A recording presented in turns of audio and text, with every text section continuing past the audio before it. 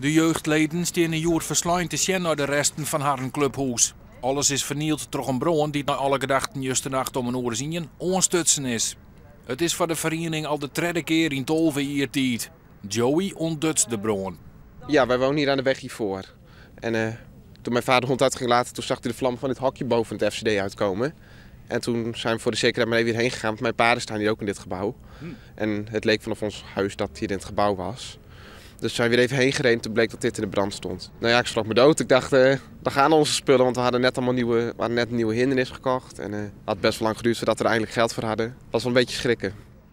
Kinderen hebben acties gedaan ervoor. Nou, die ene hindernis heeft wel €1000 gekost. Die kon je ook gebruiken op een mooi internationaal concours, op kringwedstrijden. Die is weg. De actieve club met zo'n 100 leden stipt met de handen in het hier. Ze binnen wel verzekeren, maar de skeer ringt in het tienduizenden euro's en ze zullen zelfs ook naar de bossen matten. In april beginnen de buitenlessen weer. Nou ja, dan kunnen we niet meer springen, want hindernissen hebben we niet meer. Belachelijk dat mensen dat in hun hoofd krijgen om het aan te steken, want het is waarschijnlijk wel aangestoken. Nou, vind ik gewoon niet normaal. Ze willen met acties en sponsors toch weer een nieuw clubhuis bouwen. Dit keer in Vastien. Maar dat zal dreig worden omdat het voor de derde keer maat. Ik vind het een beetje een laffe daad.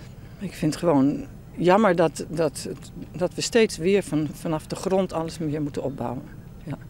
Die motivatie bij de verenigingsleden wordt goed onder druk gezet. En dat voor de derde keer, dan slag het dat nog wat? We blijven doorgaan. Ja, hè? Ja. De politie onderzoekt de oorzaak. Zo worden de beelden bezien van camera's die onder het Fries Congrescentrum hingen.